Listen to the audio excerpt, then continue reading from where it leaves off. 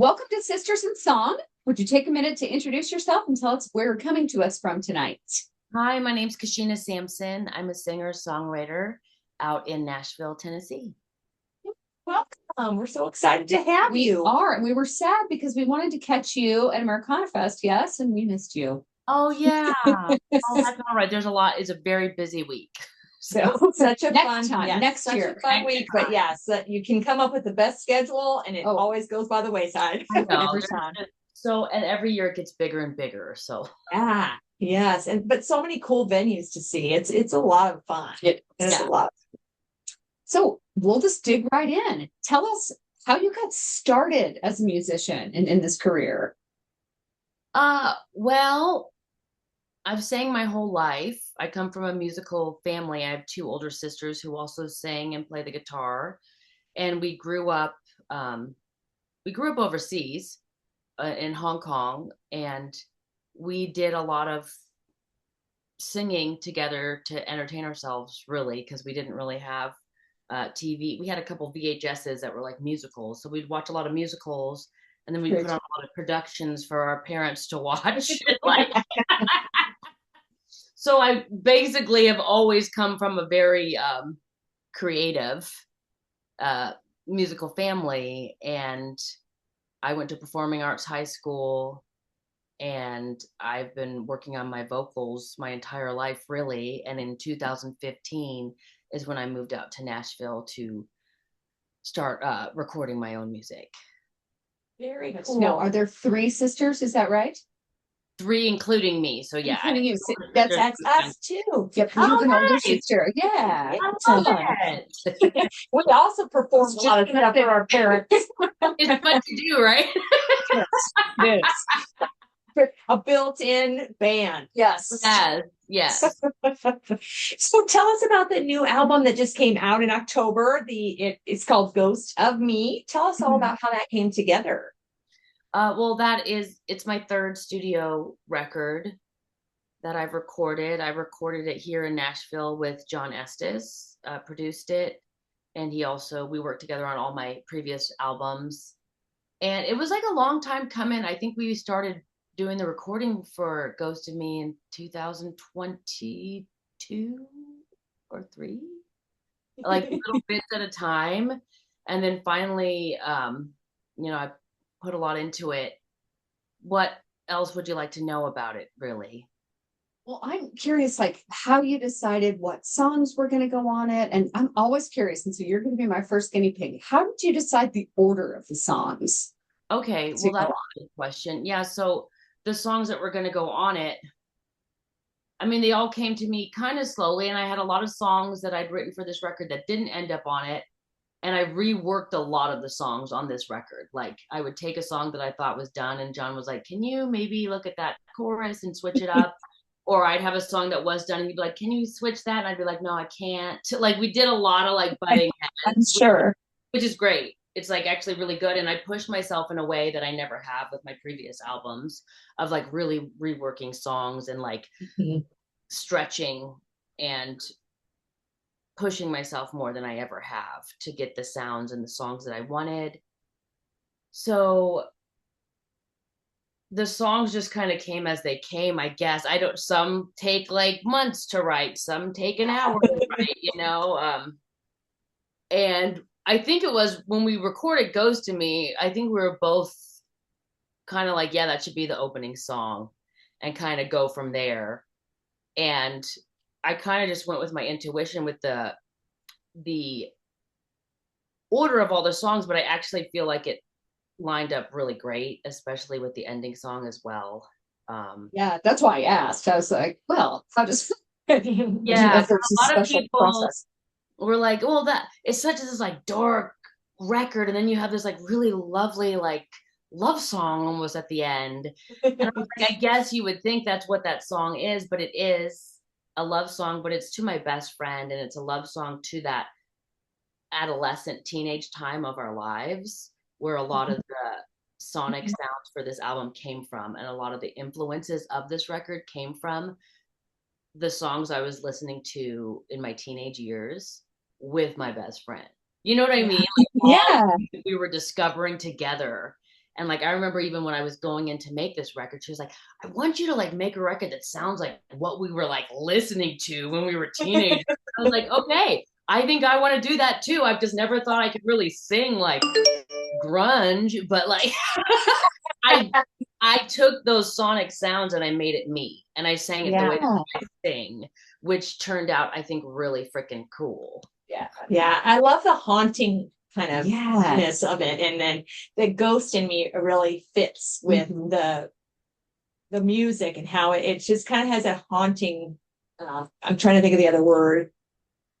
Ethereal, sound that it makes it like it feels ghostly. So I love how it came together. Cool. I'm glad to hear that. Yeah, and thinking about what the title was going to be too, because it was either Ghost to Me or Phases.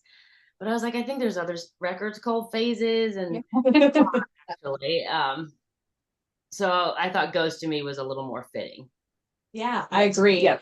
So what do you think is the hardest part about being a musician or a songwriter? A lot of hard parts. It's a loaded question.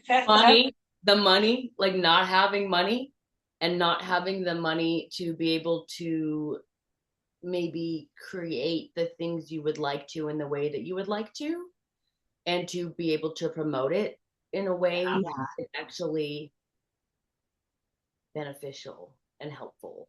Because it's, it's very different now. And I think even there's a huge difference I see in the music industry even since 2020. Where when after COVID, you mean? Yeah, when I first moved to Nashville, I first started like, this is really, I'm really gonna go for it, and I'm really gonna do this. It seemed hopeful. It seemed like there was a way and kind of how it could work, especially being in this environment of Nashville around so many people.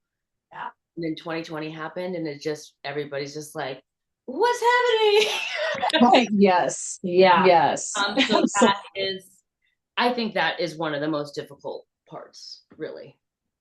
Because if you got money, you could really. Yeah. If you have all the money in the world, you can do whatever you want. So, but you're doing pretty darn good. Thank you. Like it. So, did you make the other 2 albums in Nashville as well? Yes, I did all my records. You did it with the same producer. That's right. But in different places and different players. So my first record we recorded over at the Bomb Shelter here, which is a really cool studio. And then on my second record, same players on my second record, Time Machine, and that was at John Esses's home studio. And then when it was time to do Ghost of Me, I called John, and at first I was like, maybe it's time to like work with somebody else or switch it up, or I don't know. But I said, let me call John first and talk to him. I say, look, I want to make a new record, but I really want it to rock. You know what I mean? I just, I have a lot of ballads, a lot of beautiful songs on my other records. They're great records, but I really am like bored live. I want to like write some songs and record some songs that are fun to play live. I was like, I think we could do that. And I was like, okay, cool. And we switched up who was playing on this album. I had my guitarist BL Reed come on and play in the studio, and he's been playing guitar with me for 10 years live. So that was really great. And then my friend Tom Myers came to play drums, and he's also been playing with me on and off for almost 10 years. So just switching up the sounds, and also the amount of time we took. I was like, let's not go in for like a week and be like, okay, we're done. Because financially, that's how I've had to do it. Yeah. Like, I'm going to try to like come up with the money that I need to really like take our time. So I think maybe it was like 12 days instead of 6. It's a good stretch, though. It's a good stretch. Do you ever find that when you go into the studio, a song that you have all planned out comes out completely different? Yes, that happened with Heartache. Okay. I had actually recorded Heartache with John before I even started working on this album. It was kind of like this single that I had written. And I was like, let's record it.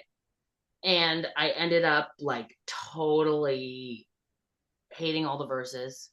Oh, no. And I would sing them live, and I was like, the words are so like, they're cheesy. Like I feel so weird. So I rewrote it, I was like, let me rewrite all these verses and like change the chords and like see what else we could do. So then when we were recording Ghost to Me, we went in to record it again. And the way we recorded it again didn't work. Like I was still like, this is a really cool song. And then the chorus is really catchy, but how we did it is just not hitting. And I remember we had to wait, and that was the last song we ended up recording again after we were done with everything. I was like, okay, I'm gonna come up with some more money. We're gonna come in and redo Heartache. He was like, tell me what you want. Like, what are you hearing? And I was like, I don't know. And then during that break, I was watching this movie, 10 Things I Hate About You. Yeah. Seen the movie, but I was like, I know everybody loves this movie. Let me watch it. Like, whatever. And there was one scene where this Air song comes on, Sexy Boy by Air. Do you know that song? Remember that? Yes, I remember it from the movie. Yes. And it's like the beat of it, that just like straight rhythm beat. I was like, I need something like that in Heartache, but I need it to sound darker. Yeah. Played that for the band, for Ben and Tom, and they were like, okay, yeah, that's kind of cool. And then I found this other Sharon Van Etten song. Maybe it was 17. I don't remember which one it was by her, but it had like a similar kind of just like riding rhythm. And then we went into the studio and I played him for John, and he was like, oh, cool, got it. Okay. And then we like recorded it like really quick. Oh my gosh, it's like fate. It is. Yeah. So that one was the one that we recorded like multiple times. Oh my gosh. I love hearing the origin story of the songs. Do you have a favorite on the album? Yeah, see, that's hard. I know it's your babies. I know, because they're all in just like different ways, like so cool. Ghost of Me, that song is very close to me. I think it's Ghost of Me and Thick as Thieves, honestly. Very like, cool. Thick as Thieves, and I still cry when I listen to it. I'll just be like, oh. Did you cry when you wrote it? What's that? Did you cry when you wrote it? Absolutely. Like, it's the day when I'm singing it, I cry every time. I'm like, dang, I usually don't keep crying, but I like keep crying in that song. But Ghost was very there. That was the one I kind of fought back a little with John. There was like that first like time where I like change up to that like kind of like a half step note. He was like, really? Like when he heard the demo, he was like, what's this note? I was like, oh, that's the note that I'm going to. And he was like, it sounds like it's like doesn't fit. And I was like, I don't know if I'm singing flat in the demo, but it fits. I'm gonna it fits. And so like I had to fight with him. That was the one. So I think I changed one line because he asked me to. And after that, when he would ask me to change any other lines, I was like, no. It's staying. Did you change note wise or lyric wise?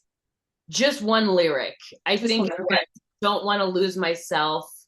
Another night begins is what I used to sing. Okay. But then I changed it to don't want to lose myself. The future's growing dim, which totally is better. Okay. That's so fun. I like it. Sometimes these producers know what they're talking about. Yeah. Totally. So when you're like, I want to pick your brain a little bit about songwriting. Yeah. When you are writing, do you usually start with lyrics, a melody? Does that kind of come together at the same time? Or how does that work for you? It depends. Like sometimes I'll get one line of a song and then I'll sit down and I'll get like the melody in my head and then I find it on the guitar. Or like that's how Heartache came. Heartache came, like the chorus came while I was walking my dogs. I was walking the dog and the whole chorus for Heartache, I was just like singing it when I was walking the dogs. And I was like, yeah, this is cool. It reminded me of Stevie Nicks. I like this song. And then other ones are different where Phases came from me just trying to learn a different song. Like I was just working on this progression and it reminded me of Hole, like a Hole song. Oh, yeah. This Violet, like I love that song. Oh, I kind of like this. And it kind of started out like that. And I came up with the first line, like, I'm so selfish, I want everything.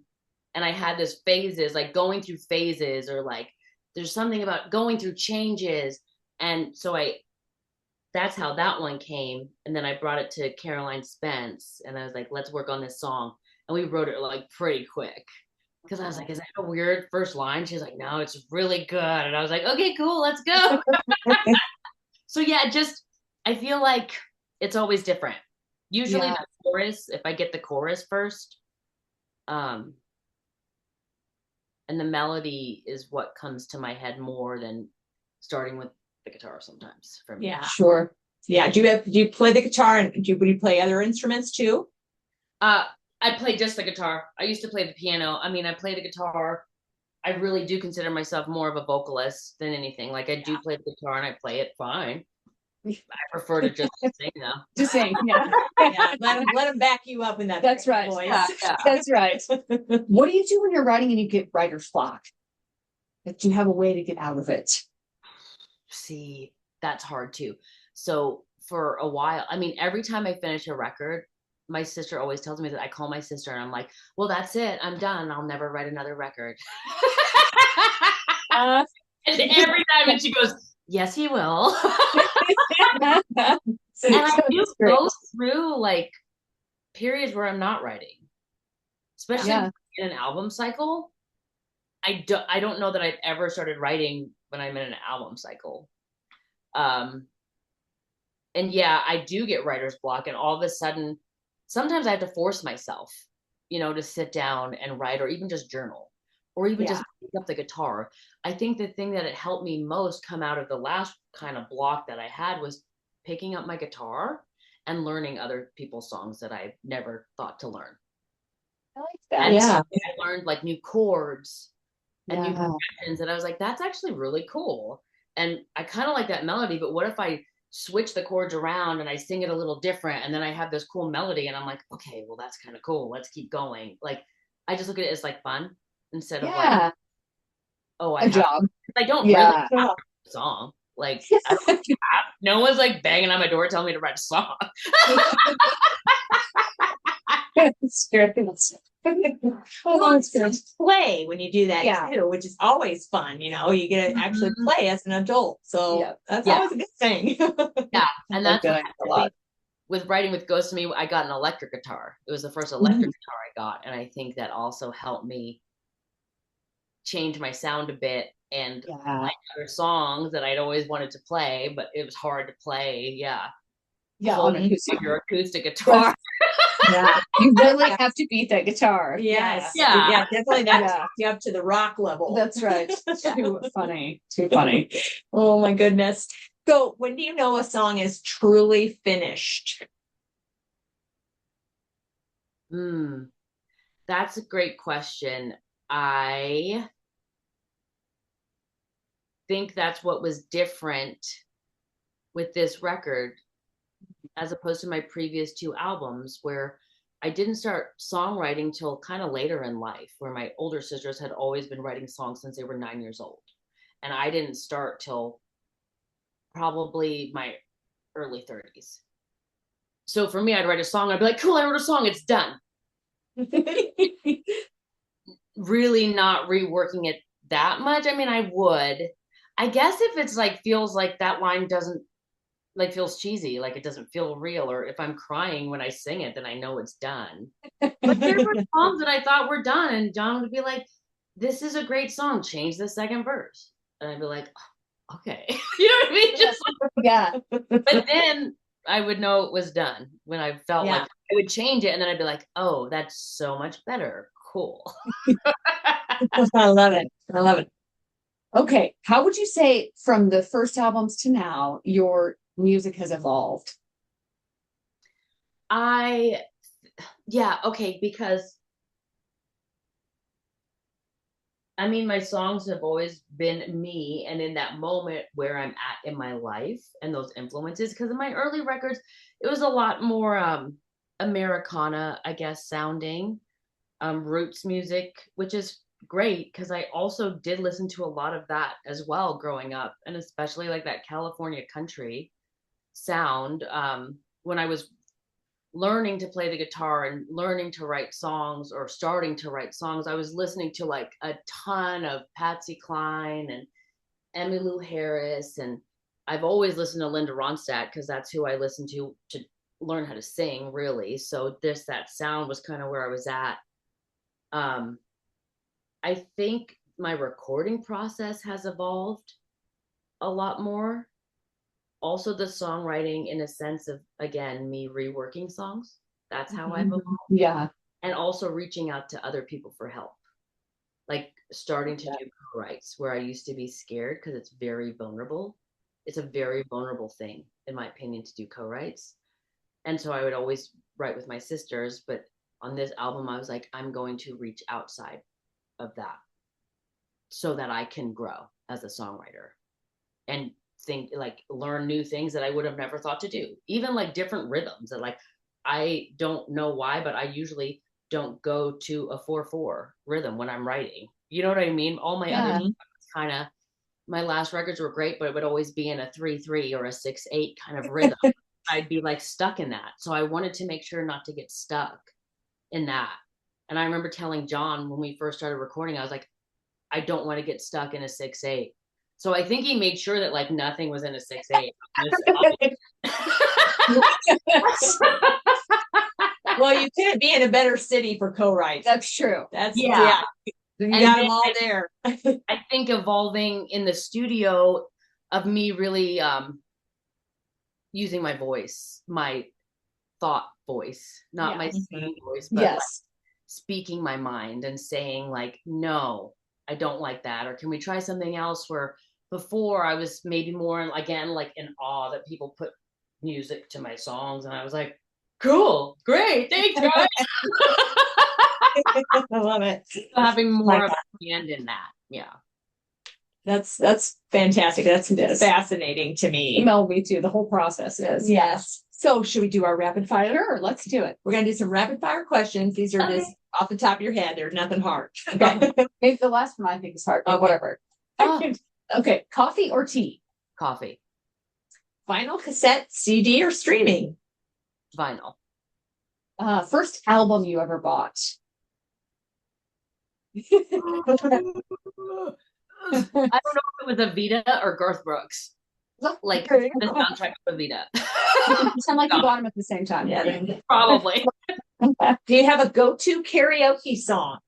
Bobby McGee. Very cool. Do you like to write at night, in the morning, or sometime in between?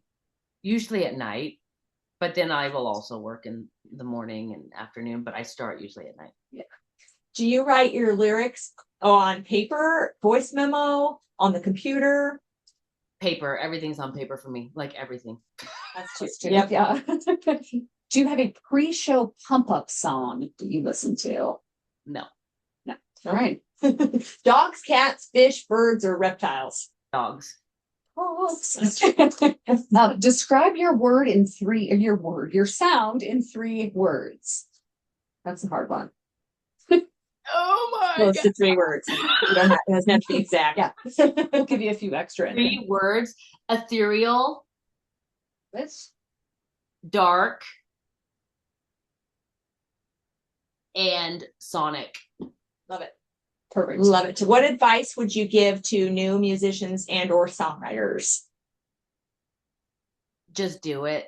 Just perform as much as you can and sing as much as you can and share your music with people, and don't try to be expecting help from people. Just like go out there and sing because you want to sing, not because of something more than that. Love it. Perfect. So now it's time for your shameless plug. Tell us where we can find your music. Do you have Bandcamp, Patreon? What's your social media handle? And do you have a website? Oh, awesome. Yes, I have a website, KashenaSampson.com. I am probably the most active on Instagram, which is also at Kashena Sampson. I do have a Bandcamp page. You can order vinyl and CDs and merch and t-shirts on my website, KashenaSampson.com. Patreon, I haven't done that yet, but I'm thinking about it. I feel like it's a fun one. I think some people do. Yeah. I mean, I might. And if I do, I'll post it on my social media. Cool. So what's up next for you, Kashena? Right now, I'm just working on playing some shows throughout the winter. I mean, I would like to try to maybe get out there and like open some shows for some people. I think that would be great. I'm going to be going on a tour next summer in Sweden and playing a couple Wow. and doing like a tour. So that's kind of the first thing that's come up in regards to this album, which is really nice. So Very fun. Just keep going with that, and we'll see. Maybe I'll write another record. And then you can tell your sister, you're right. You're right. That's right. Well, thank God. So much for joining us tonight. It's been such a pleasure to chat with you and laugh with you. And Yes, You guys are so wonderful. I appreciate it.